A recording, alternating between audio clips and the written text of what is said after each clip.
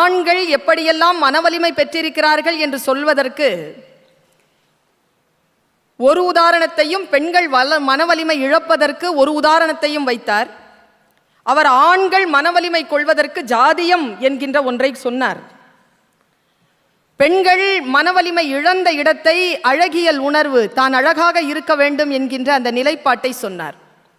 நான் இது இரண்டையும் ஆண் பெண் என்கின்ற பேதம் இல்லாத பொது பிரச்சனையாகத்தான் பார்க்கிறேன். ஜாதிய சிக்கல் என்பது ஆணுக்கு மட்டும் உரியதான ஒரு சிக்கலாக என்னால் கொள்ள முடியவில்லை. அது பெண்ணையும் சார்ந்துதான் செயல்படுகிறது. அதேபோல் இந்த மணிப்பர்சை தந்து முகத்தை பார்த்துக்கிற பொம்பளை பிள்ளைங்களை பற்றி கவலைப்பட்டார்ல, உடம்பெல்லாம் ஃபேர் அண்ட் லவ்லியை பூசிக்கிற பசங்களை பற்றி ஏன் அவர் பேசலைங்கிறது தான் எனக்கு வருத்தமே. ஆண்களுக்கு பிரச்சனை